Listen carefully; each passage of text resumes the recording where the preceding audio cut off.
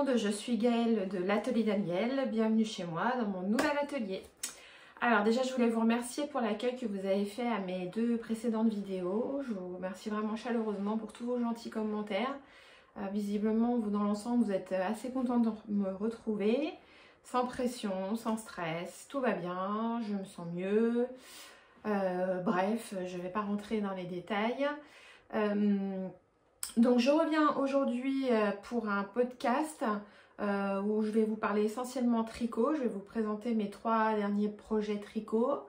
Je vais quand même vous préciser, parce que je ne le fais jamais, que j'ai une page Facebook, donc l'Atelier d'Aniel, ainsi qu'un compte Instagram, l'Atelier d'Aniel, dans lequel je reviens donc sur toutes mes réalisations dans les détails, où je vous explique vraiment, notamment concernant le tricot, les techniques utilisées, les aiguilles utilisées, les fils utilisés, les métrages, les prix. Voilà, tout est expliqué en détail. Donc si je vais un peu vite ici ou si vous manque des infos, n'hésitez pas à aller voir sur mon compte Instagram et ma page Facebook pour de plus amples informations. Ceci étant dit, bon, je ne vous présente pas ce que je porte parce que ça vient du commerce, c'est du Armand Thierry, voilà. Aujourd'hui, je ne suis pas habillée en fait main. Donc, on va commencer par le tricot. Il y aura une petite partie couture après, vraiment vite fait. Enfin, vite fait, j'espère. Allez, c'est parti pour le tricot.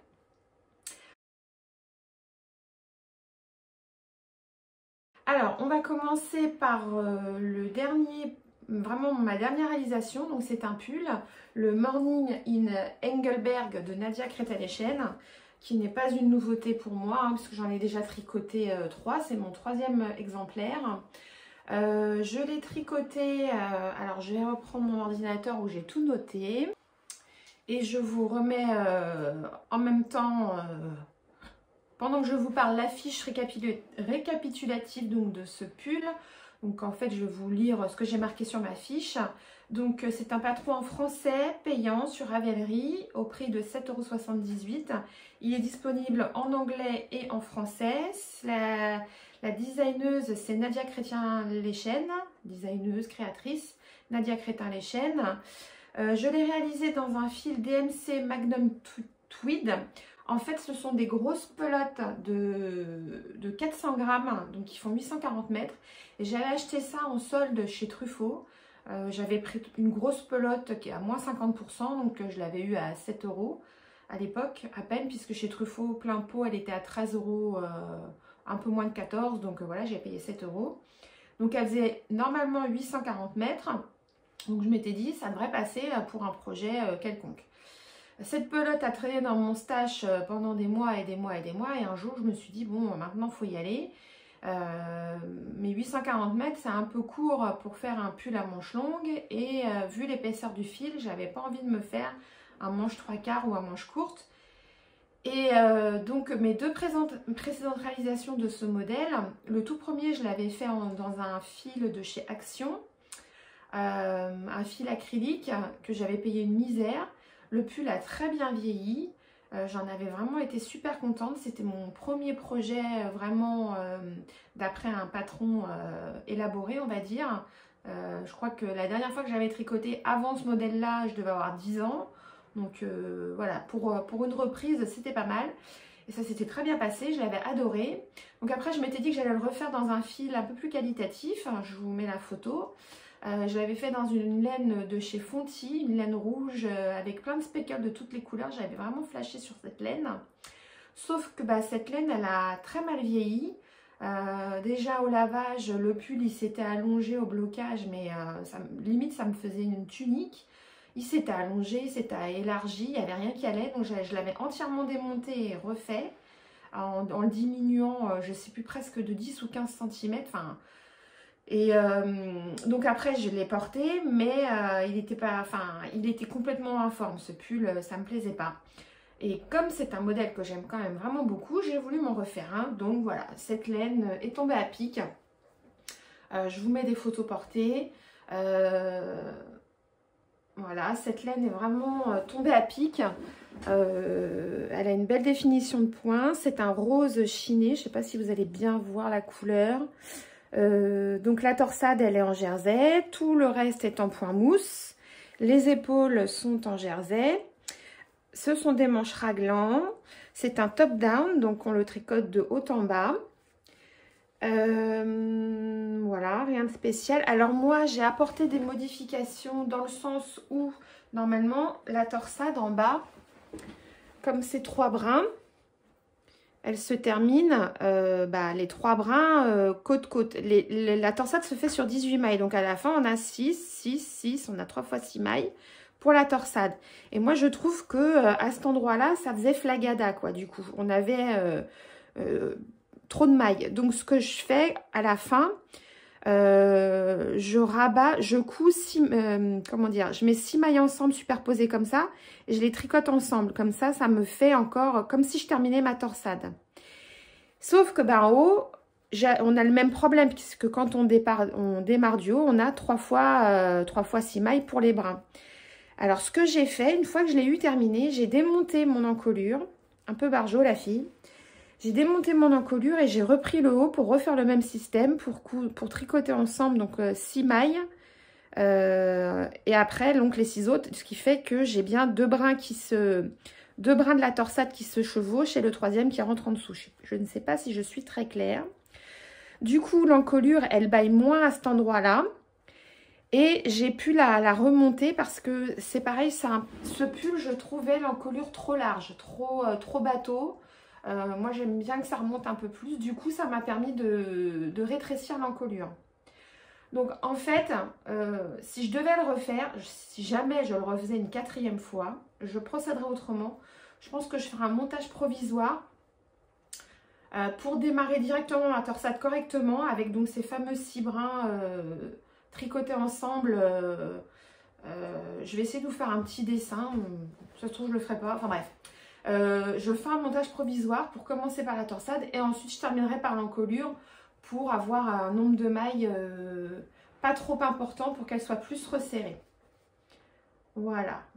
Alors là, je ne sais pas pourquoi, on a l'impression qu'il y a un cafouillage, mais j'ai beau regarder dans tous les sens, il n'y a pas de cafouillage. Ma torsade, elle se met moins bien à cet endroit-là. Alors, soit je me suis trompée, mais bon, au porté, ça va, ça se voit pas trop. Je ne vais pas le redémonter pour ça. Donc c'est un pull qui est assez loose, hein, puisque moi pour mon tour de buste, il aurait fallu que je fasse du L. Et là je l'ai fait en M et franchement ça suffit quoi.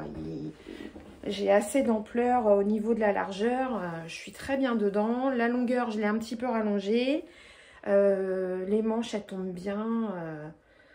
Alors il y a un autre truc qui est curieux aussi, c'est que en général quand on tricote, les côtes on les fait dans une taille inférieure par rapport au reste du corps, une taille d'aiguille inférieure. Et là, tout le pull est tricoté dans la même taille d'aiguille.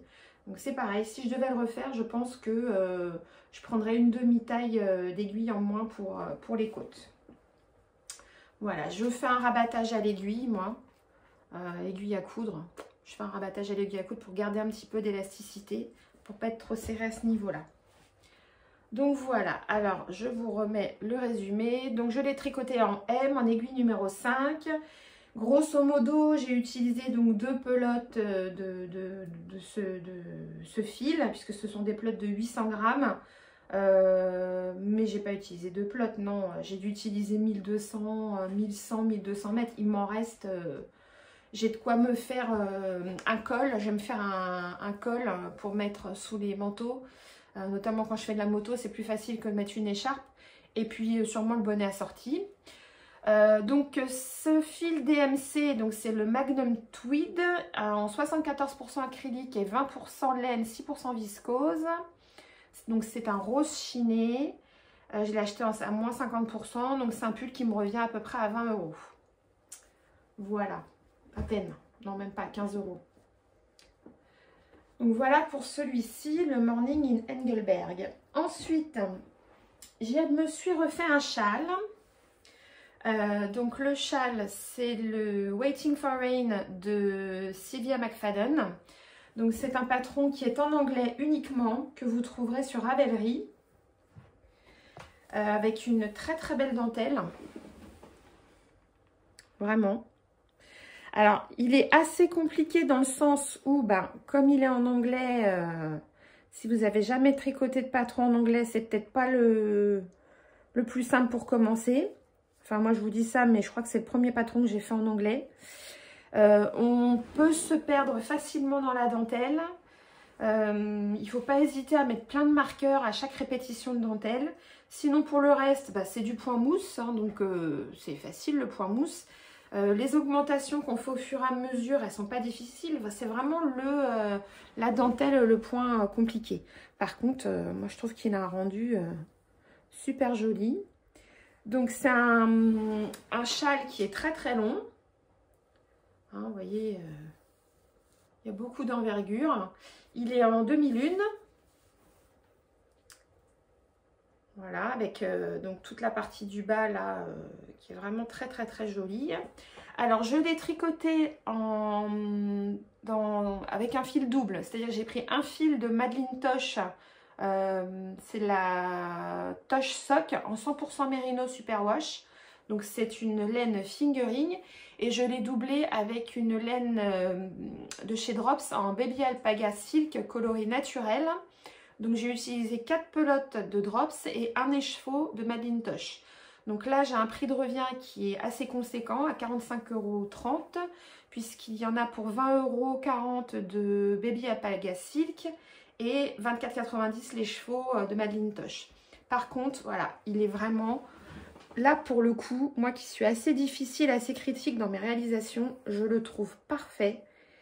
Vraiment, il est magnifique, il a une belle ampleur, il s'est bien détendu au blocage, la dentelle, elle s'est super bien révélée. Le coloris, donc là, les petits speckles noirs qu'on voit, ça vient de la Madeline Tosh, c'est le coloris optique. Donc, il est portable avec tout. Il est portable de plein de façons. Je peux le mettre soit comme ça, voilà, en écharpe. C'est comme ça que je le porte, moi. En écharpe doudou, voilà. L'autre jour, je suis allée au restaurant, je l'avais en écharpe en arrivant. Et puis, pendant le dîner, j'ai eu froid. Hop, ben, je l'ai mis en châle, comme ça, sur mes épaules. Et ben, on est bien, quoi. Il est léger, en poids. Il est très léger, mais il est chaud, vu ce qu'il y a dedans. Il a une belle, un beau tombé grâce à la soie qui est contenue dans la Baby Alpaga. Enfin voilà, j'adore quoi. Puis je peux vraiment le porter avec tout, hein. Manteau noir, manteau gris. Voilà. Je m'en sers surtout en écharpe, hein.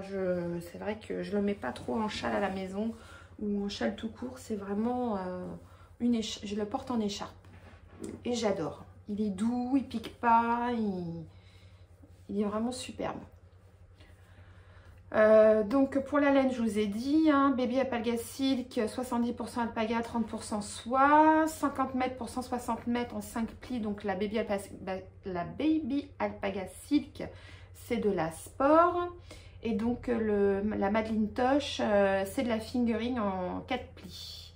Et je l'ai tricoté en 4,5.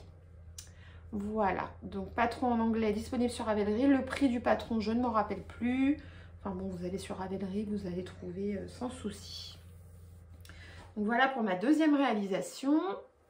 Et la dernière, alors la dernière, c'était un test que j'avais fait cet été pour Ivy Créa. Je vous en ai pas parlé. Je vous en ai parlé sur Instagram et sur Facebook, mais comme j'ai pas tourné depuis le mois de mai, je vous en ai pas parlé encore en live, on va dire. Donc c'est le Amanatop de Ivy Créa. C'est celui-là. Donc c'est pareil, je vous mettrai une photo portée avec un yoke en dentelle comme ça, avec façon feuille. Donc c'est un top down de haut en bas. Je l'ai tricoté dans un fil Drops Cotton Light, lavage en machine à 40 degrés. C'est un certifié Ecotex. 50% coton, 50% polyester microfibre, 50 grammes pour 100 mètres, donc c'est un équivalent d'Eka Worsted. Donc top down, le yoke en dentelle. Alors c'est un pull qui est très court au départ, hein. Il est prévu pour être très court, mais moi j'ai trouvé que c'est vraiment très très court. Elle l'a prévu vraiment pour être porté sur une robe l'été. Moi, je l'ai rallongé quand même de 7 cm. J'ai utilisé 8 pelotes. Donc, c'est le coloris 34, le coloris jean. J'en ai commandé 8 pelotes, j'en ai utilisé 7. Ce qui me fait un prix de revient à 12,80 € puisqu'au moment où je l'ai acheté, elle était à 1,60 € la pelote. Le patron est en français, disponible sur Ravelry. Pour le prix, c'est pareil, je vous laisse aller voir sur Ravelry parce que je ne l'ai pas noté. Et je vous le mets en photo portée. Il y a, je crois, alors vous avez deux options. Vous pouvez faire un col plus bateau ou plus resserré. Les manches, je crois qu'on peut faire plusieurs longueurs de manches aussi à vérifier. Voilà. C'est tout ce que j'ai à dire sur ce petit pull qui est très facile à faire. La dentelle est très facile à suivre. Mais c'est vraiment un crop top. Hein. Il est court. Mais très agréable à porter. Et la dentelle, elle a vraiment, c'est pareil, un joli rendu. Hein. Très joli rendu. Donc voilà pour le tricot. Mes prochains projets, j'ai commencé un gilet de chez Garn Studio Design, hein, Drops toujours en Charisma. Je vous mets la photo du modèle que je vais faire. Donc moi je vais le faire en rouge. Et pour le jacquard, je vais faire avec des restes de laine de mon stock. Et donc j'ai aussi commencé un col, le Valanar col, avec ma laine, avec mon reste de laine. De chez DMC, là, mon reste de laine DMC. Donc avec des petites torsades, tout ça. Donc je vais me faire un col comme ça pour mettre sous mes vestes, donc quand je fais la moto. Et je vais me faire un bonnet. Alors pas le bonnet du bonhomme, hein, parce que le patron est payant et que moi, je suis une fan du bonnet Lake Reed qui est un patron gratuit. Voilà pour les projets tricot. Donc on va passer à la couture. Je vais commencer par un accessoire. Je me suis recousu un sac Java en taille médium pour aller au boulot. Voilà, en simili bleu marine et toile à sac bleu marine, fermeture éclair bleu marine. Tout vient de chez la mercerie des créateurs. J'ai mis un petit passepoil ici, rouille brique on va dire. Voilà. Hop. L'intérieur,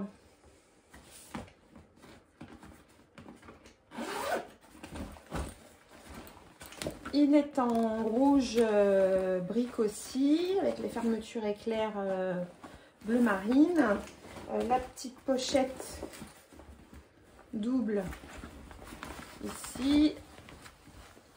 Enfin, même trip, moi j'ai refait une couture ici pour mettre ma brosse à dents et ma petite cuillère. Voilà, donc c'est pareil, c'est un modèle qui est très connu, on a déjà vu 50 000 fois. Par contre, là j'ai fait la doublure intérieure en bleu marine, parce que pour éviter qu'on voit ici là la doublure justement, parce qu'en rouge on l'aurait vu. Donc là au moins on voit rien, c'est discret, même là le retour on voit rien, c'est tout bleu marine, c'est bien caché. Donc tout vient de la mercerie des créateurs, hein. J'ai pris le kit complet, comme ça évite de chercher farfouiller sur 50 000 sites. Les pieds de sac aussi, les boucles, la fermeture du dessus, voilà. Et dans les chutes, j'ai réussi à passer une petite trousse, toute simple. Donc là, c'est un reste de toile, reste de simili, reste de passepoil, reste de simili aussi pour essayer de la faire la plus grande possible. Là, j'ai mis un reste de ma doublure. Et l'intérieur, par contre, est rouge uni parce que j'avais plus de doublure du tout. Et alors vraiment, avec un micro reste, micro chute. Où elle est? Mince. J'ai fait une micro trousse porte-monnaie, enfin voilà, pour quand j'ai besoin d'enlever mes bijoux, parce qu'au bout d'un moment je ne supporte plus. J'en ai perdu beaucoup, donc maintenant je me suis fait une petite trousse ou si je vais enlever mes lentilles pour mettre mon étui à lentilles.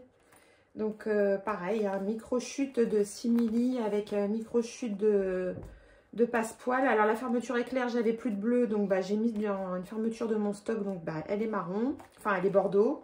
Et l'intérieur il est uni parce que j'avais plus de chute de doublure. Donc ça me fait un ensemble très sympa. Bon, automnal, hiver, hein, parce que mon précédent qui était marron avec l'intérieur orange, alors il n'a pas bougé. Je l'ai fait il y a 4 ans. Tout pareil, tout venait de la mercerie des créateurs et il n'a pas bougé. J'ai juste perdu 1 ou 2 pieds, je crois, de sac. Mais sinon, le 6 mm, la toile, il n'a pas bougé. C'est donc pour vous dire la qualité quand même des tissus de la mercerie des créateurs. Mais bon, bah, au bout d'un moment, on se lasse, j'avais envie de changer. Donc voilà, je m'en suis refait un en bleu. Et c'est dommage, par contre, que j'ai pas attendu une semaine de plus, puisque une semaine après l'avoir fini, elle sortait un nouveau patron qui m'aurait bien plu. Ça aurait changé pour le coup et qui correspondait quand même aussi à mes besoins. Celui-là, il correspond à mes besoins pour le boulot, quoi, avec les petites poches là, les poches intérieures, la forme, le volume, il est top pour le boulot. Mais le nouveau, il aurait été pas mal non plus. Donc bon, bah c'est dommage. La prochaine fois, peut-être ma version été sera dans le dernier patron qui est sorti. Je ne me rappelle plus comment il s'appelle. Je ne me rappelle plus. Carioca, je crois. Le modèle Carioca. Tant pis, ça sera la prochaine fois. Et ça, je ne vous l'ai jamais montré non plus. C'est une petite pochette oh zut, PVC cristal, là, le PVC qui brille. Donc c'est librement inspiré d'une version que j'avais vue sur la chaîne de Sandrine SB Création. Et je m'en sers pour mettre mes bouquins pour emmener au boulot et mon iPad. Comme ça, si jamais j'emmène un bol de soupe dans le sac et que si par malheur le bol de soupe se renverse, ça m'évite de pourrir le livre de la bibliothèque parce que j'ai dû racheter un nombre de livres à la bibliothèque incalculable parce qu'il y a toujours un truc qui a coulé dessus. Donc là au moins, parce que j'emballe quand même ma soupe, hein, mais des fois même en emballant la soupe, elle coule. Donc là, voilà, c'est protégé, le livre est protégé, l'iPad est protégé. Et je mets mes papiers aussi pour le boulot, les plannings, les machins, les trucs. Donc voilà pour cette petite réalisation d'accessoires. Je vous mets des photos un peu plus proches pour que vous voyez bien.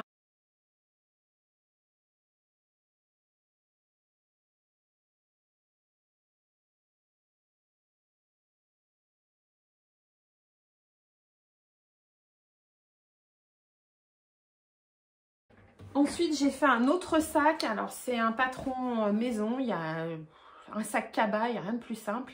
On prend 2 grands rectangles, une fermeture éclair, 2 grands rectangles qu'on double, fermeture éclair, des anses.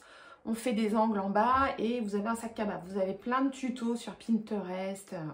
J'ai rien inventé. Ou c'est maxi trousse si vous voulez. Enfin, j'ai fait un grand sac cabas.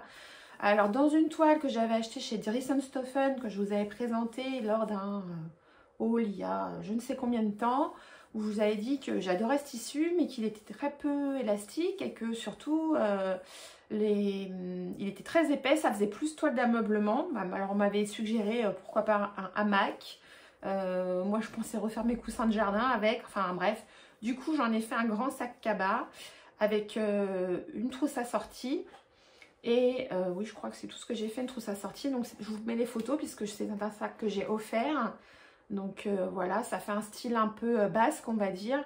Je ne suis pas très fière de mes raccords sur le dessus. Là, on voit qu'il y a un petit décalage au niveau de la fermeture éclair, au niveau des raccords des rayures. Mais bon, il est quand même super joli. Je crois qu'il a plu. Depuis, j'ai plus de nouvelles de la gamine parce que... bref. Bon bref, c'était la copine de mon fils et c'est fini. Bon, c'est pas grave, c'est comme ça, c'est la vie. Mais moi, j'étais ravie de faire ce sac. Je pense qu'elle a été ravie de le recevoir. C'est tout ce qui compte. Mais voilà, je n'ai que des photos à vous montrer. Et qu'est-ce que j'ai fait d'autre comme accessoire? J'ai fait aussi un petit tote bag tout simple, tout rouge, pour offrir à une amie chez qui on était invité pour une fête au début septembre. Et moi, j'aime bien arriver avec du fait main. J'aime bien arriver avec une bonne bouteille ou un bouquet de fleurs, mais je trouve qu'arriver avec un petit cadeau fait main, ça reste, ça fait toujours plaisir. En plus, c'est quelqu'un aussi qui coud un petit peu, les accessoires et tout ça. Donc, je sais qu'elle apprécie la valeur,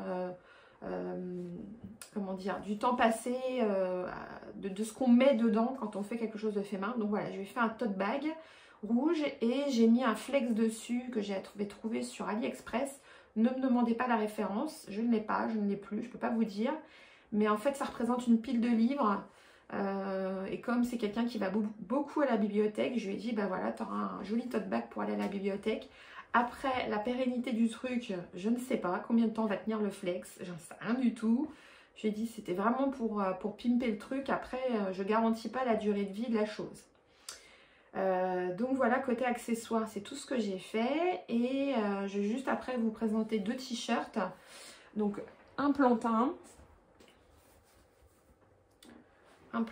tout simple, plantain classique, voilà.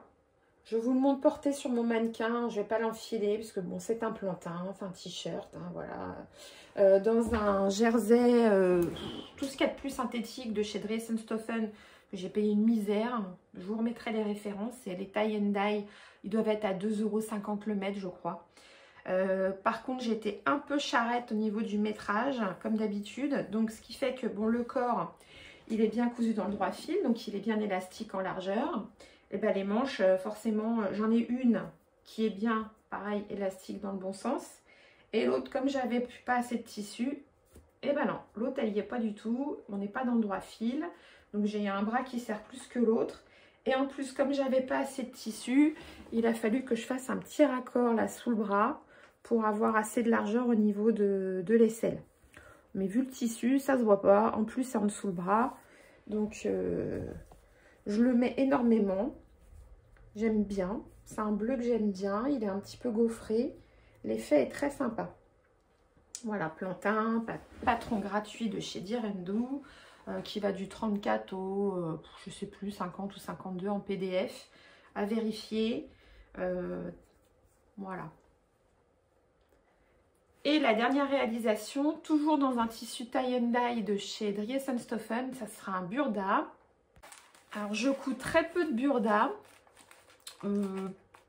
Pourquoi, je ne sais pas. Parce que je trouve mon bonheur ailleurs. Donc, c'est un modèle issu de ce magazine-ci. Donc, le burda de 2021, Burda Style. Et c'est le modèle 119, le top 119. Donc, le dessin technique, c'est un col bénitier en fait avec un jeu de plis sur le côté. Le dos est en deux parties avec des pinces dans le dos que je n'ai pas fait. Moi, je l'ai fait en une partie dans le dos et j'ai pas mis de pince. La photo du modèle de présentation.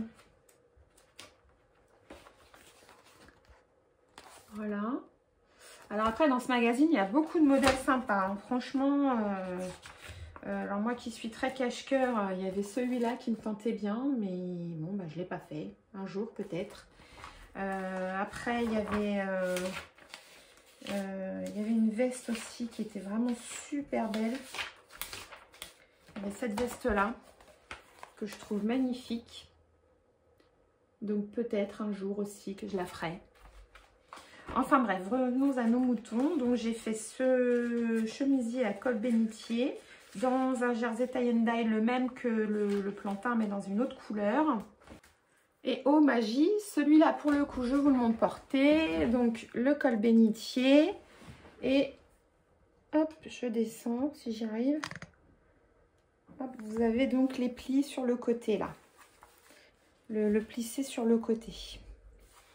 Voilà, donc il n'est pas difficile à réaliser.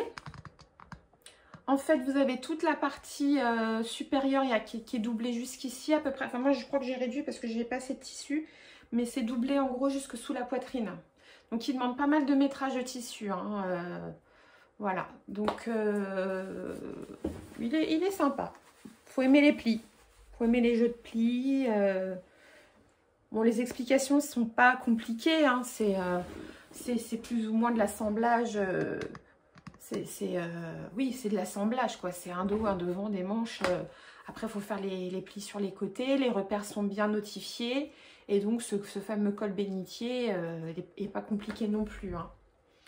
Voilà, je ne sais même pas si j'ai lu les explications. Si, ouais, peut-être quand même pour le col, pour voir comment le former, mais voilà. Voilà. Bon, bah, écoutez, c'est tout pour aujourd'hui. Là, j'ai commencé à m'attaquer à ma dernière commande. Ah non, j'ai encore à vous montrer, puisqu'après, justement, les prochaines vidéos, ça sera sur ma dernière commande Riessenstoffen. Donc, j'ai encore un projet et demi, parce que j'en ai un qui n'est pas fini, à vous montrer, donc avant de vous présenter les projets de la prochaine commande de Riessenstoffen. Je vous montre ça. Voilà, deuxième magie de la télé.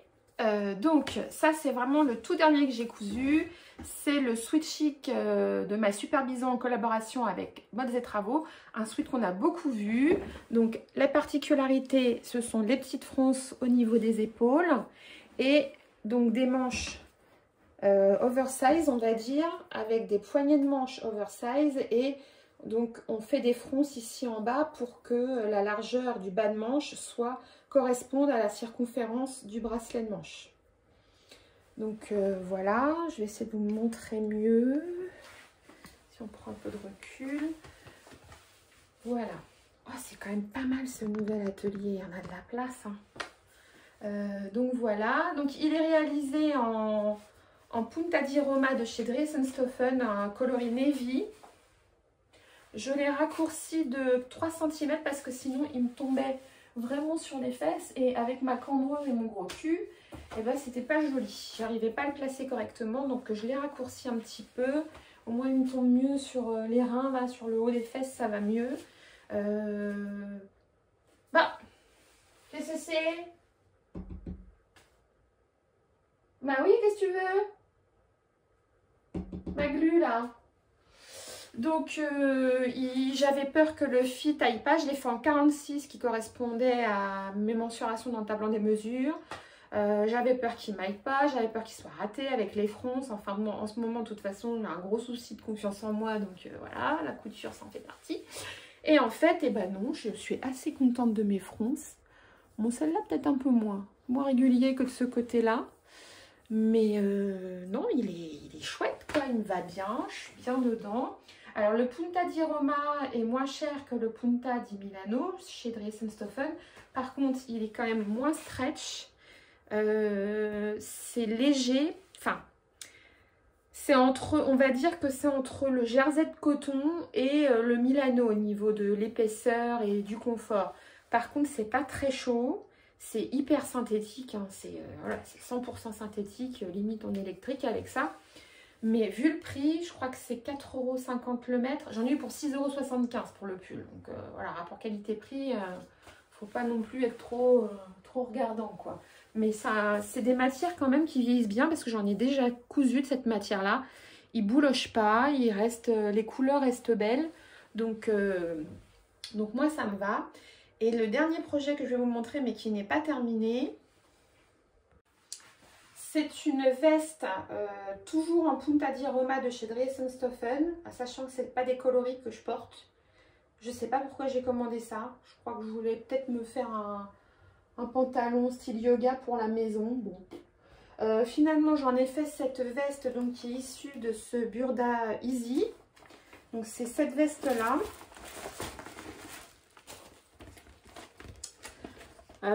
Qui est donc proposée également sans manche, hein, parce que si je l'ai faite sans manche, c'est qu'il y a une raison. Balance. Il est où, on ne voit plus. Bisous. Bisous. Qu'est-ce qu'on fait là? Ah, dépêche. Tu viens ou pas? Il veut pas venir. Mais si, il veut, mais il est un peu long, tu sais bien. Bon, bisous. Bah oui, t'es chiant. Je sais pas comment descendre peut-être. Oui, je sais, il y a du bordel et il est handicapé, on sait. Allez, hop, hop. Bon, c'est bon là? On peut laisser finir? Merci. Allez, revenons à nos moutons. Donc cette petite veste qui est faisable, donc manche longue, manche courte. Elle est présentée ici, manche longue. Là, elle est présentée, vous avez le dessin technique ici. en manche courte. Donc moi, vu le métrage de tissu que j'avais, j'ai décidé de la faire en manche courte. J'ai eu des soucis, c'est pour ça qu'elle n'est pas finie. Parce qu'en fait, vous avez le col châle qui est doublé. Mais après, il y a une parmonture à rajouter aussi dans le cou là. Et moi, je ne sais pas ce que j'ai foutu. J'ai perdu le patron de cette pièce-là. Donc, je l'ai dessiné. Et du coup, j'étais embêtée pour je ne savais pas comment la placer. Donc là, c'est bon, j'ai trouvé. Ça tombe bien. Faut juste donc que je finisse de fixer la parmonture correctement. Ensuite, il faut que je fasse ici, là, il faut poser un biais pour finir l'emmanchure. Et puis après, alors je ne sais pas, je pense que je vais surpiquer quand même tout le tour là pour que ça reste bien en place. Là, j'ai surjeté l'intérieur ici. Peut-être aussi que je mettrai un petit bouton ici pour que ça reste bien en place de chaque côté. Et éventuellement aussi un petit bouton ici pour que ça reste bien en place.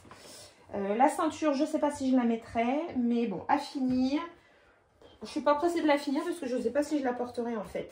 Mais en même temps, quand je suis à la maison, et j'aime bien avoir un truc sur les épaules. Et je trouve que c'est plus pratique qu'un châle quoi.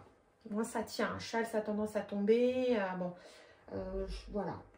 J'ai fait ça pour la maison, on va dire. Comme j'ai l'intention de me faire un pyjama là dans les tissus que j'ai commandés chez Dress & Stoffen, là, les tissus qui sont très style tartan là. Je ne mettrai pas ça pour aller dehors, ça m'étonnerait. Il y en a un qui est prévu pour me faire une robe et l'autre qui est prévu pour me faire un pantalon, qui sera donc un pantalon de pyjama. Et ça sera parfait pour aller en haut avec pour le soir à la maison. Donc voilà, c'est tout pour mes projets couture. C'est déjà pas mal. Donc là, en encours, j'ai un autre sweat pareil, en punta di Roma que je vous ai présenté dans ma dernière commande, le jaune moutarde. Je l'ai coupé, c'est celui avec les petits volants là que j'avais trouvé sur un vieux fait main. J'ai coupé un pantalon de jogging pour mon fils là dans le sweat stuff noir, il est pratiquement fini. Et une fois que j'aurai fini ces deux pièces là, je vais me refaire un sweat chic, mais pas de My Super Bison, le sweat chic de Lydie DIY.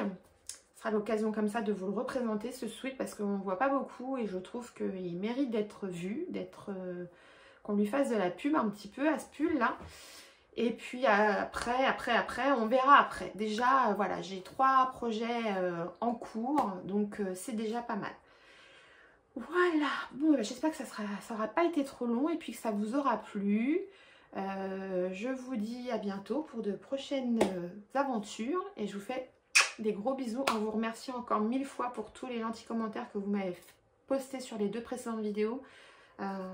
En ce moment, pour mon moral, je vous avoue que vraiment ça m'a fait énormément de bien. Donc merci, merci, merci. À bientôt.